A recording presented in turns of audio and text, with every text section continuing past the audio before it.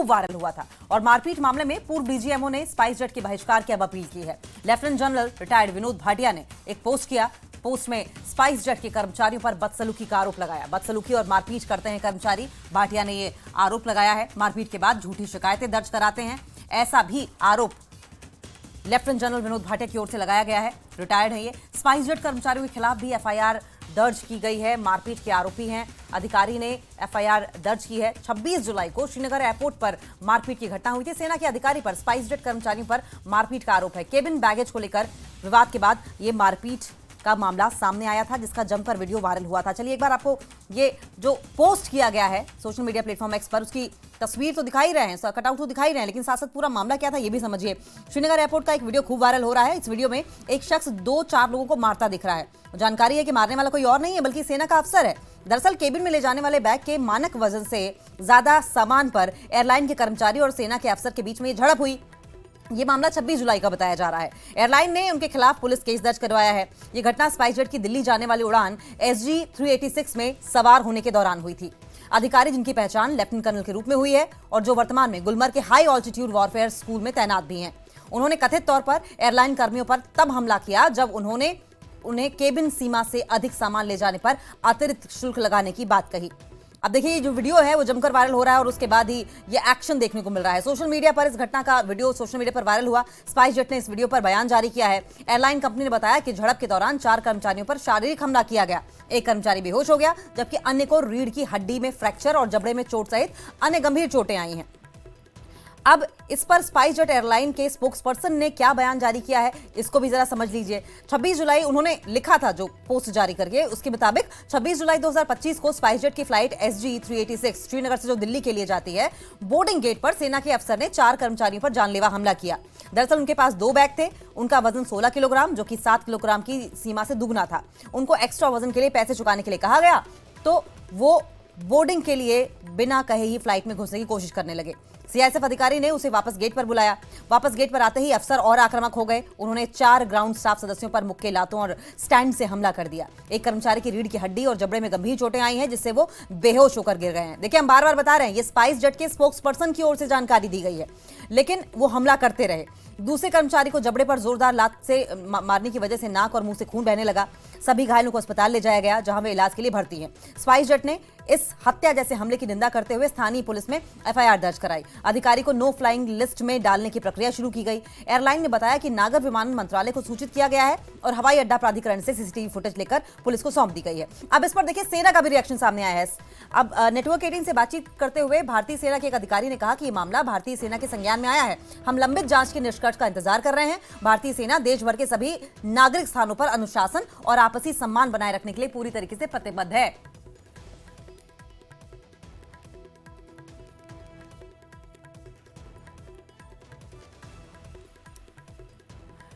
और चलिए इसी पर खुद हम बात करते हैं पूर्व DGMO जिन्होंने बहिष्कार की अपील की है। लेफ्टिनेंट जनरल विनोद भाटिया इस वक्त हमारे साथ जुड़ गए हैं।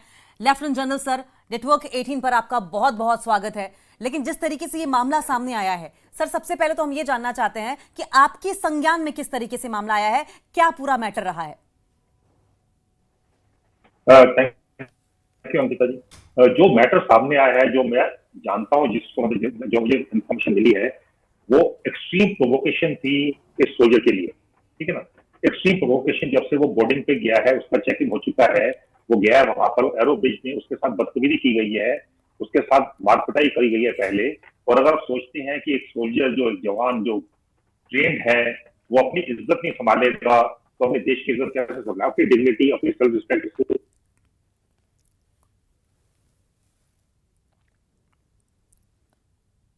विनोद सर, आपकी आवाज नहीं आ पा रही है।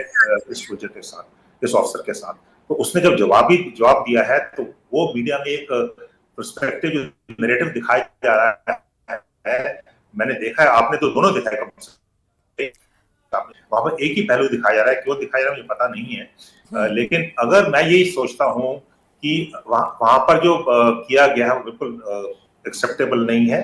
अगर कोई प्रॉब्लम भी थी तो उसको सुलझाया जा सकता था और उसको एक्सट्रीम प्रोवोकेशन की चाहिए तो मैं भी ऐसे ही रिएक्ट करूंगा, कोई भी ऐसे रिएक्ट करेगा, आप भी ऐसे ही रिएक्ट करेंगे। ठीक है सर आपसे ये समझना चाहेंगे कि जब आप कहते हैं कि एक्सट्रीम प्रोवोकेशन की गई थी, तो सर क्या कुछ आपको बताया गया है कि वहां क्या हुआ था जिसकी वजह से मामला इतना ज्यादा बढ़ गया?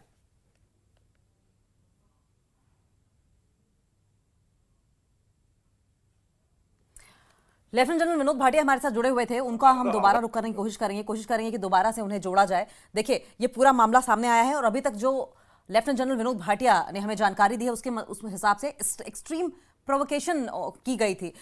लेफ्टिनेंट जनरल विनोद भाटिया जी हमारे साथ फिर से जुड़ गए हैं। सर, जब आप एक्सट्रीम प्रोवोकेशन की बात करते हैं, क्योंकि देखिए आप जैसा कि कह रहे हैं कि दोनों पहलू मीडिया के सामने नहीं है, दुनिया के सामने नहीं है, एक ही पहलू सामने आया है, ऐसे में हम आपसे जानना चाहेंगे कि जब एक्सट्रीम प्रोवोकेशन कहा जाता है तो ऐसा क्या किया गया सेना के अफसर के साथ जिससे कि वो इतना ज्यादा आग बबूला हो गए, मारपीट तक की नौबत आ गई? सर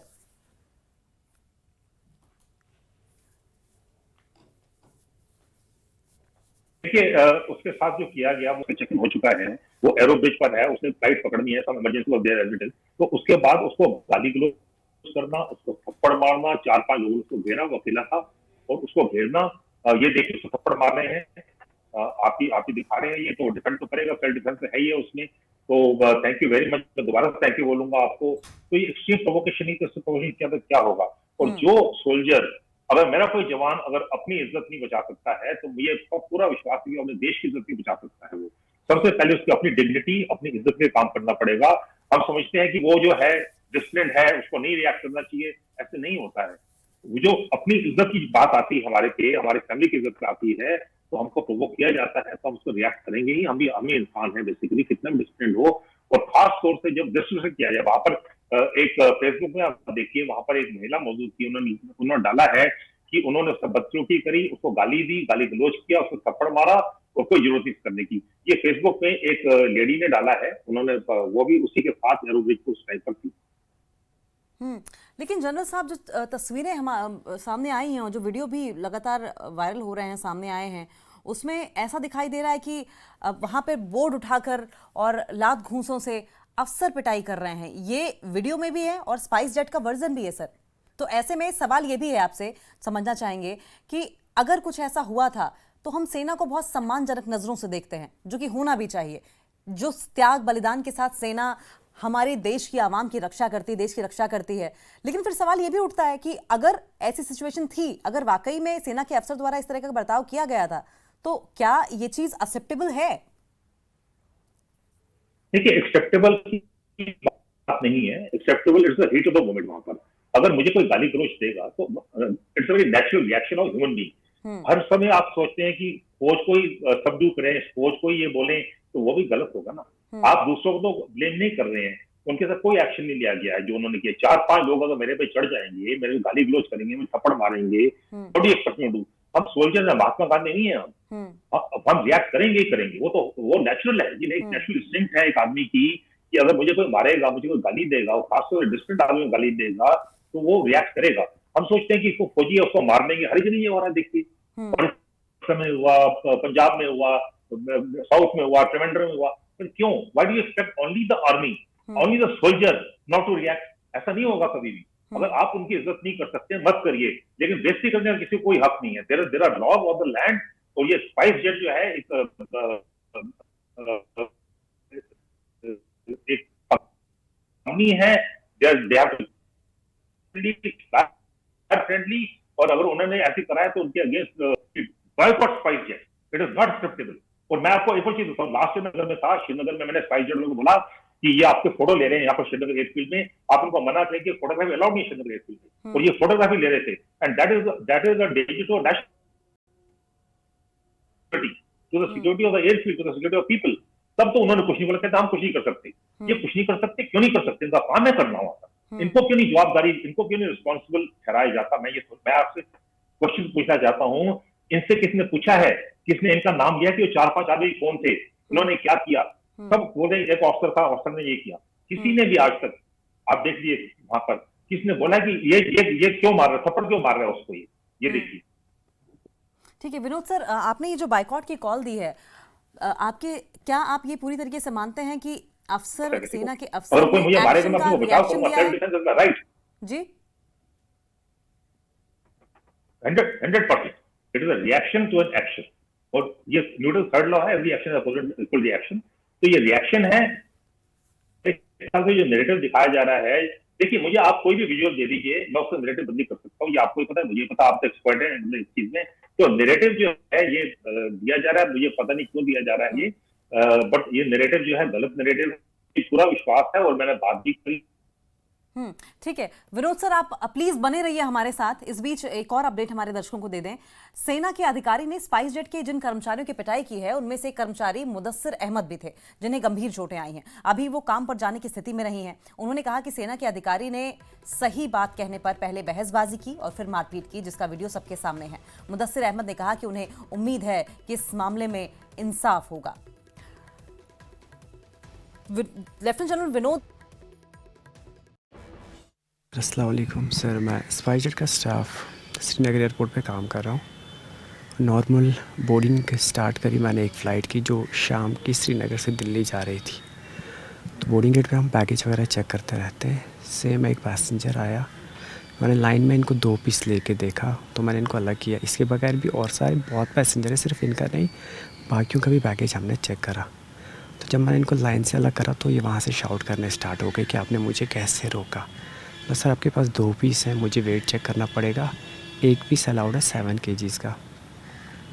तो जब मैंने इनके बैगेज का वेट करा, ये अराउंड 16 kg का था, प्लस 1 पीस इनके पास जो था एक्स्ट्रा पीस था। तो मैंने इनको पोलाइटली बोला, सर आपका जो बैगेज अलाउंस है 7 kg का है और आप 16 kg का लेके जा रहे हैं और एक एक्स्ट्रा पीस के साथ, तो आपको जो बाकी का पेमेंट करना पड़ेगा, जो आप 7 के बाद जो भी एक्सेस है उसके आपको पेमेंट करना पड़ेगा।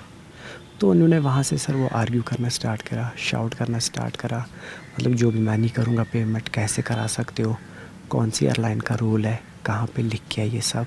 हालांकि वो सारा कुछ, इनकी जो टिकट्स वगैरह है, इनको मैंने ब्रीफ़ करा।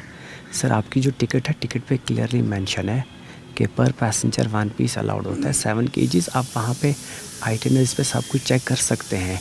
और उसके बाद जो स्पाइस जेट की वेबसाइट है, वेबसाइट पे भी आपकी बैगेज अलाउंस जो भी है, इंस्ट्रक्शंस, वो सारा एलाबरेट उस पर हुआ है। तो इन्होंने बस, जब इन्हें ज़्यादा आयरेट हुए तो मुझे बोर्डिंग करनी थी बाकी फ़र्दर। तो मैंने, जो मेरे ड्यूटी मैनेजर है, मैंने उनको कॉल किया, बोर्डिंग गेट पे बुलाया उनको। तो उनके बाद वो उनको मैंने बोला, सर ऐसे इनका इशू है एक्सिस बैगेज का, बट ये कुछ सुनने के लिए रेडी नहीं है। तो उसके बाद मैंने हैंड ओवर उनको दे दिया। मैं फिर बाकी जो बोर्डिंग वगैरह करनी थी या किसी का बैगेज चेक करना था, उस चीज़ की ओर लगा हुआ था। तो ये इन्होंने CSF के स्टाफ को धक्का दे के बोर्डिंग गेट से बाहर निकल गए। तो CSF के स्टाफ ने इनको वापस लाया पकड़ के। और उसके बाद क्या हुआ, इन्होंने बोर्डिंग गेट के पास ही अपना बैग खोला, इसमें से बहुत सारा सामान कुछ निकाल के स्टाफ की ओर फेंकना इन्होंने स्टार्ट करा। तो अब मेरे दिमाग में ये तो था नहीं कि आके मारेंगे ये मुझे। तो उन्होंने सामान फेंकना स्टार्ट करा, बैग थोड़ा सा हल्का करके आके सबसे पहले मेरे मुंह पे बैग पटका इन्होंने, हाँ कर लो अब क्या करना है। तो उसके बाद उन्होंने फिर मारना, चाहे मुक्के इनसे हो सके, लात मारनी, पंच मारना, मतलब जितना इनसे हो सका इन्होंने उतना मारा। तो इन्होंने फिर लास्ट में मुझे पंच मारा फेस पे, जिसकी वजह से मुझे नोज़ ब्लीडिंग और माउथ से खून बहना स्टार्ट हुआ। उसके बाद मैं गिर गया सर, फिर नीचे फ्लोर पे गिरा हूँ अनकॉन्शियस। बाकी सर उसके बाद फिर फर्दर जो था वो आपने सबने देखा सर क्या हुआ है। तो हमारे साथ लेफ्टिनेंट जनरल विनोद भाटिया जी लगातार जुड़े हुए हैं। आप सर, आपने मुदस्सिर अहमद की पूरी बातचीत सुनी, उनका क्या कुछ कहना है, अब इसके बाद आपका क्या रिएक्शन होगा सर? देखिए, हम सब फ्लाई करते हैं। सबसे पहले उनको बोर्डिंग पास कैसे दिया गया, अगर उनको ओवरवेट कम का, मैं ये जानना चाहूंगा। स्पाइस जेट बोर्डिंग पास तब दिया जाता है जब उनका सामान चेक होता है और वेट वहां पर होता है। हम सब जब बोर्ड करते हैं, चेक इन काउंटर पे मैं अपना सामान का वेट करवाता हूँ और चेक इन काउंटर पे मेरा बैगेज भी होता है, मेरा साथ में जो बट चेक इन बैगेज भी होता है। माफ कीजिएगा विनोद सर, मैं बीच में आपको टोक रही हूँ, लेकिन बोर्डिंग पास तो हम सर ऑनलाइन भी निकाल सकते हैं ना?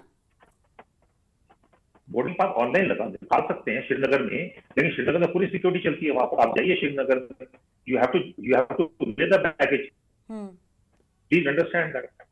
हम श्रीनगर गए हुए काफी बार, एंड वहां पर तो सिक्योरिटी बल्कि है, एंड वहां पर बैगेज जेन होता है। और जब बैगेज जेन हुआ है तो उसको बोर्डिंग पास कैसे issue? I would like to know that. And SpiceJet can not absorb themselves of responsibility, पूरी रिस्पांसिबिलिटी कि सब ऑफिसर की गलती है। अभी एक उसने बोल दिया it is a word of one man against an officer, against a soldier. आप बिलीव करिए ना करिए, मैं जो बताने की कोशिश कर रहा हूं कि जो किया गया है एक्सट्रीम प्रोवोकेशन के अंडर किया गया है, और अगर मुझे कोई मारेगा तो I have the right to self defence, सीधी सी बात है। और अगर स्पाइस जेट इतना अनप्रोफेशनल वे में अपना काम कर रहा है तो दे नीड टू बॉयकॉटेड।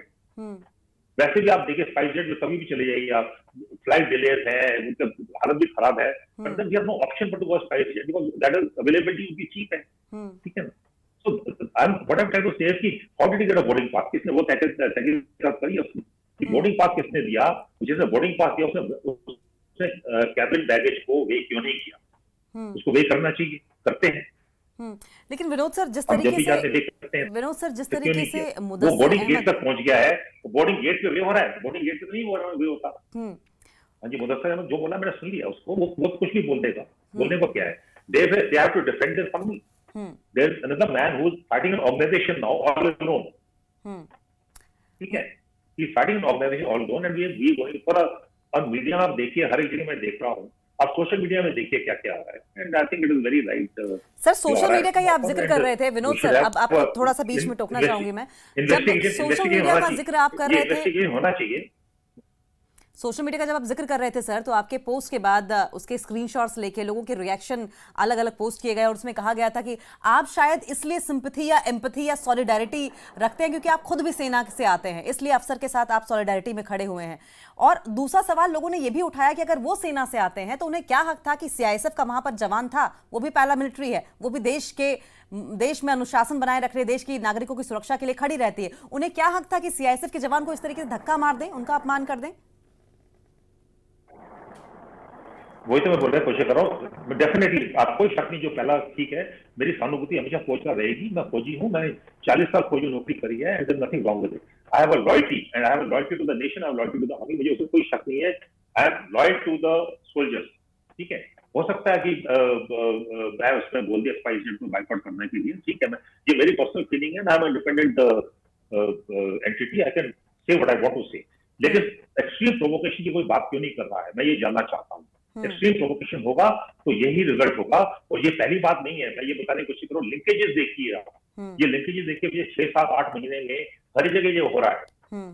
तो पुलिस ने करा पटियाला में, क्या हुआ, कुछ नहीं हुआ था, पुलिस ने किया ओडिशा में, क्या हुआ, कुछ नहीं हुआ उसका, नथिंग हैज हैपेंड। एक 9th पैरा का जवान था, उसके फादर का क्या किया, उससे पिटाई गई, उसका क्या हुआ, कुछ नहीं हुआ, ठीक है, if nothing is going to happen.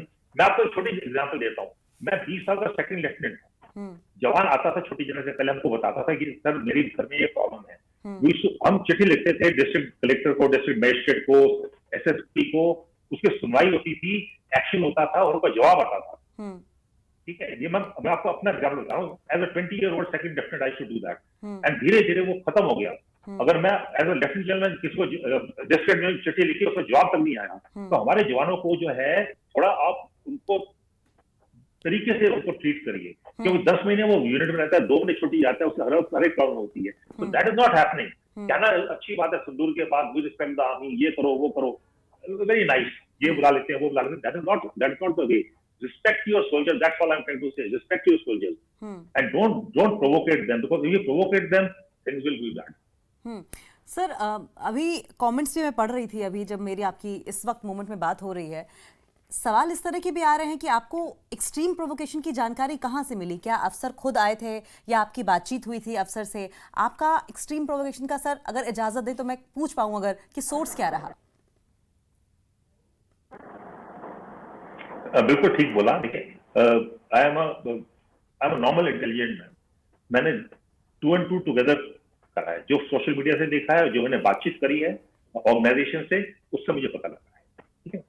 तो ये मैं आपको बताना चाहूंगा कि दीज आर फैक्ट्स कि प्रोवोकेशन है, बिना प्रोवोक कोई नहीं करता। मैं अपने ऑफिसर्स को, जवानों को अच्छी तरह जानता हूँ, they are well behave, army is disciplined army, ये तो आप भी मानेंगे मेरे ख्याल से, ये तो डिस्प्यूट आप भी नहीं करेंगे कि army soldiers are very disciplined. और ये जो देखा जा रहा है हमें, ये एक पहलू दिखाया जा रहा है, ये सीसीटीवी फुटेज आपने कहां से ली मुझे पता नहीं है, इसकी तहकीकात इन्वेस्टिगेशन होनी चाहिए पूरी, let it come in the public domain, but let it come in the public domain in a objective manner, responsible manner, ठीक है। और एक आदमी अभी पूरी ऑर्गेनाइजेशन लड़ रहा है वहां पर, तो naturally SpiceJet will support their staff. अगर जैसे मैं सपोर्ट कर रहा हूँ उसको, I expect SpiceJet to support this someone new motive. आप स्पाइसजेट से पूछिए कि अपने स्टाफ को सपोर्ट क्यों कर रहे हैं, तो आपको जवाब मिल जाएगा वो। और मैं जो बड़ी बात करने की कोशिश कर रहा हूँ, स्पाइसजेट वहां पर उन्होंने मुझे बोला कि ये जो फोटो ले रहे हैं श्रीनगर एयरफील्ड की, मैं उनको कुछ नहीं कर सकता। Isn't that national security? क्यों मना किया गया फोटो? क्यों नहीं ये मानते बात वहां पर? आप जाइए श्रीनगर एयरफील्ड में, आप देखेंगे ये बहुत कॉमन था पहले, सिंदूर के बाद वहां पर काफी हद तक वहां पर भी मैं रिसेंटली गया था वहां पर, काफी हद तक कभी वहां पर ये फॉलो करते हैं, लेकिन पहले फॉलो नहीं कर रहे थे। So we have to understand that every organization will support its own, and if I am supporting as a former soldier, I am supporting a soldier, it is understandable। आप मुझे बेशक उसको देखिए कि हो सकता है जो मेरी इनपुट्स हैं उसमें खामी आप खामी सोचे, ऐसा नहीं है। मैंने इनपुट्स लेके रिस्पॉन्सिबल स्टेटमेंट दे रहा हूँ, मैं एक ऑब्जेक्टिव स्टेटमेंट दे रहा हूँ। उम्मीद करते हैं सर ये पुलिस और प्रशासन को आपके ये जो पॉइंट्स रखे हैं उन तक पहुंचेंगे और इस बेसिस पे भी इन्वेस्टिगेशन को आगे बढ़ाया जाएगा और जल्द ही जो भी जस्टिस है वो किया जाएगा। बहुत बहुत शुक्रिया लेफ्टिनेंट कर्नल साहब विनोद भाटिया जी, आप